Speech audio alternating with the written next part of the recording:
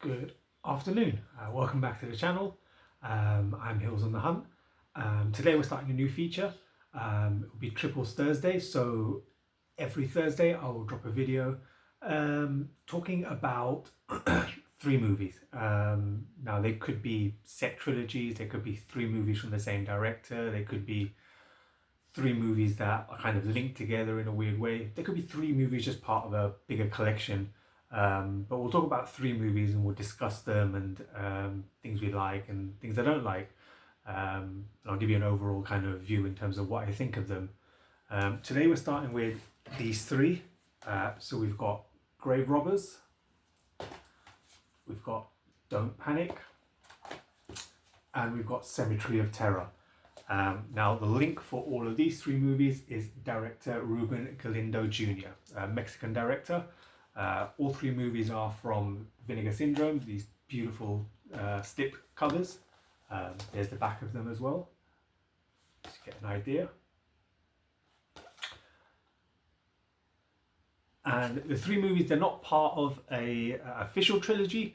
They said the link is Ruben Galindo Jr. himself. All three are directed by him. They all follow a similar premise. They're kind of all satanic movies. They're all set in Mexico, and I say that in that voice because Don't Panic is not in Spanish and looks like it's set in America, but yeah, it's supposed to be set in Mexico. But we'll talk briefly about all three of these movies, things we like and things we don't like. I mean, for me, those who know me know that I have a very simple policy when it comes to movies. The movie can be absolute trash, it could be the worst thing in the world, but as long as I have fun with it, then it's okay in my book.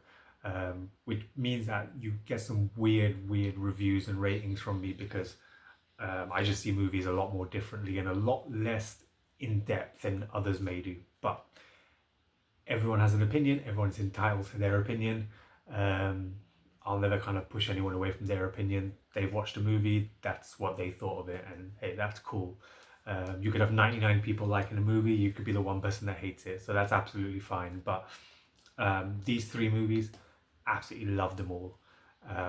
Brilliant fun, very unserious movies, real throwbacks to like 80s slasher and just 80s tribute movies really. But they were super fun. We will start with Cemetery of Terror, which was Ruben Galindo Jr.'s first movie.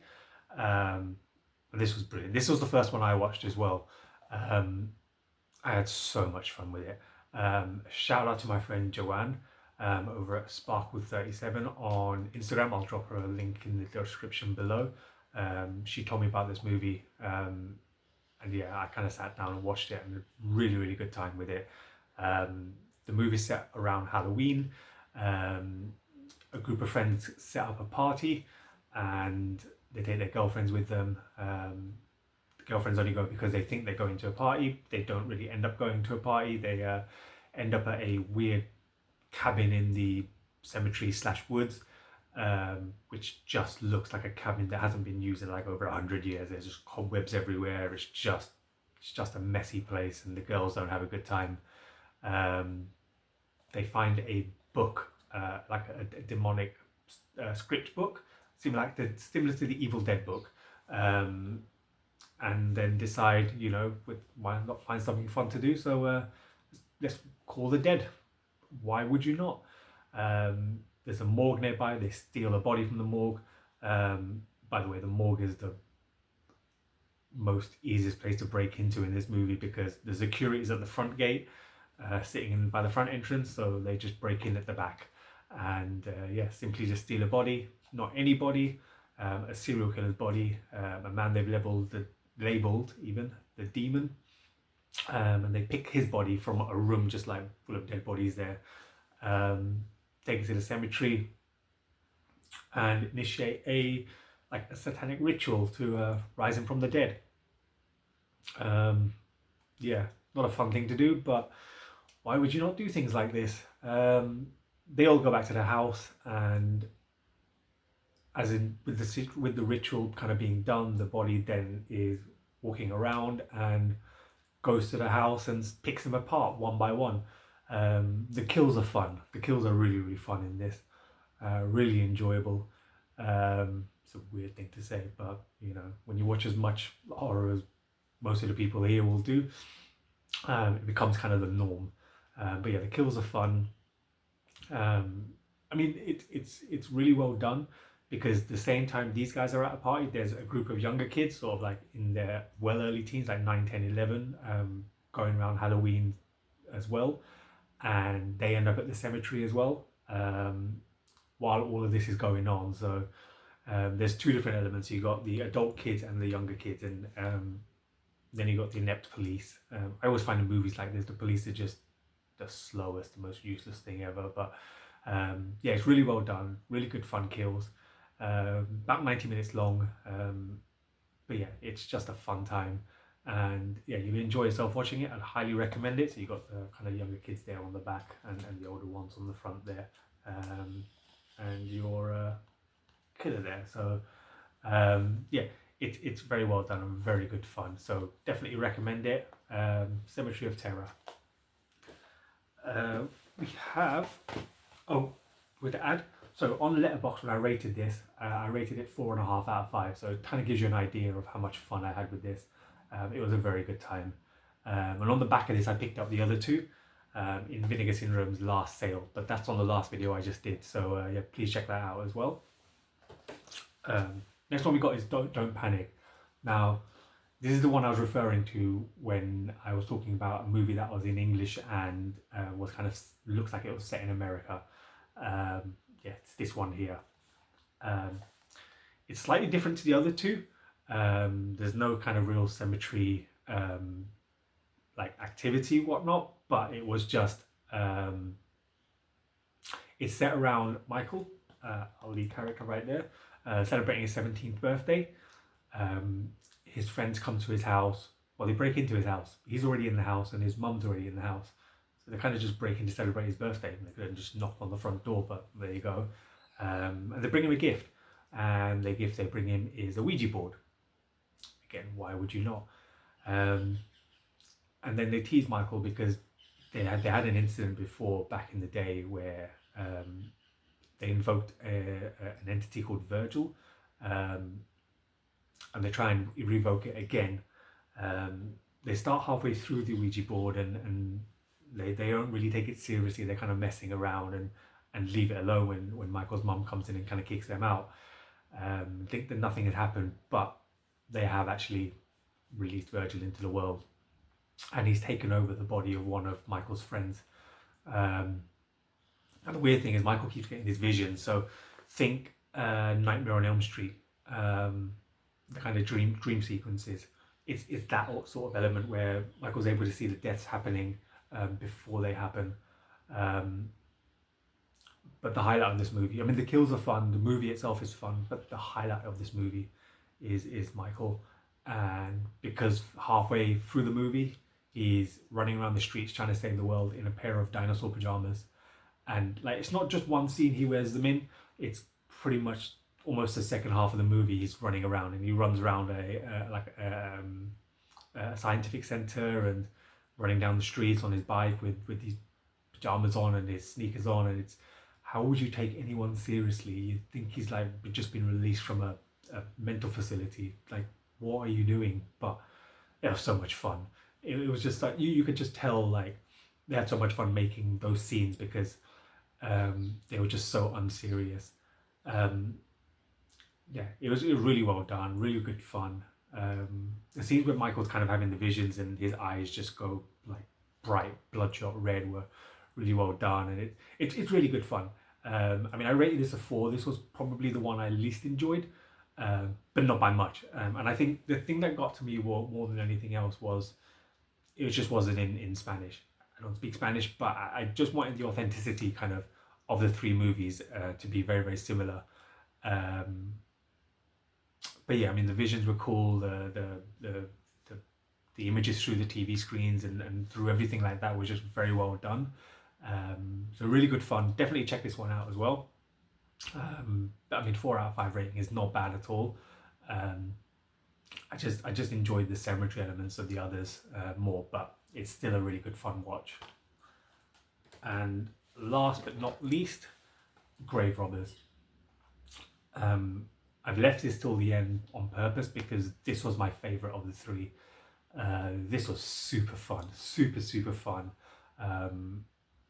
This was based around a bunch of treasure hunters slash grave robbers. One of the girls, I believe her name was Rebecca or Becca, has kind of psychic slash medium abilities where she's able to kind of have visions and see, communicate with the dead and find out what's going on. But they break into a cemetery.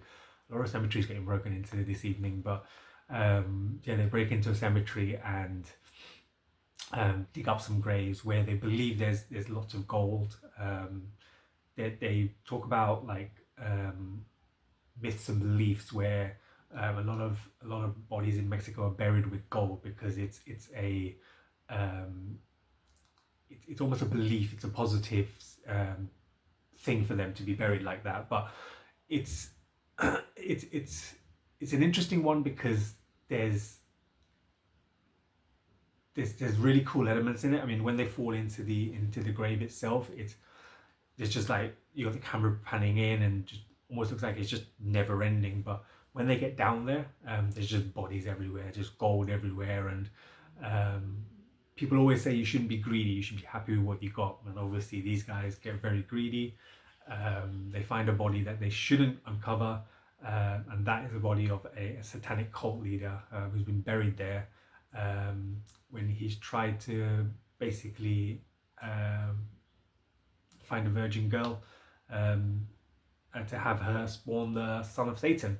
And he was buried there many hundreds of years ago, after having an axe kind of buried into his chest. They open the tomb and there he is with his axe in his chest, and again, that should be a red flag to kind of leave it alone, run away. But no, the girls don't want to do it. The guys there decide, why not pull the axe out, and then all hell breaks loose. The thing they did really well with this was you can kind of see it up in the top there, but you don't see that image until towards the end of the movie. So all the killings and everything that's done, you don't see the killer's face, which I think was really good, because it kept the mystery up, and you kind of you didn't kind of get a real spark into really what the killer looked like, which I felt was really well done. I personally enjoyed that. I mean, the killings again are brutal in this one. They're a lot of fun. Lots of blood and gore, lots of limbs being chopped off. The best scene when this was again involves the police. It was the Mexican police chief, whose daughter kind of gets inadvertently involved. But there's a scene where he's face to face with the satanic leader killer, and he's there in his like giant sombrero, and he's holding a machine gun. It's just an unserious image and scene, but it's just so much fun. He's there in his trench coat and his sombrero and his machine gun, and it's just trying to fire someone who's already dead, and it's brilliantly done. It's really well. I laughed a lot in this movie because there's just so much stupidity, but it was so much fun. And in terms of a horror movie, it was really good. Really 80s cheese. All three of them were, to be fair, really fun 80s cheesy movies. They're really light watches. You don't have to take them seriously. And I had a good time. And like I said at the beginning of the video, that's the main thing for me. As long as I have a good time in the movie, then for me that's going to be a really enjoyable. So Grave Robbers. I rated this 4.5. I probably could have given it a 5. Actually, on reflection and talking, I don't know why I didn't, but I may go back and change that. But this was definitely my favorite of the three. Really good fun. Really enjoyable. If you haven't seen this trilogy and you can get hold of them, definitely do, because they're brilliant fun. Brilliant fun. If you're having like a kind of a movie marathon, then they're 3 movies you can really good have fun with. They're only like 90 minutes each. so you can really enjoy them. But yeah, that's my thoughts on the movies. Definitely all high rated, all highly enjoyable, and all good fun. Let me know if you've seen them. Let me know what your thoughts are on these movies. Let me know what you think of the feature. If you like the video, please hit the subscription button below. Leave me a comment. I'll always reply to them. If you like the video, hit a like. And I will see you on the next one. Should be a haul video coming up. And then, yeah, this time next Thursday, we'll have another video dropping. So have a great rest of the week and weekend. And I'll see you guys soon. Take care.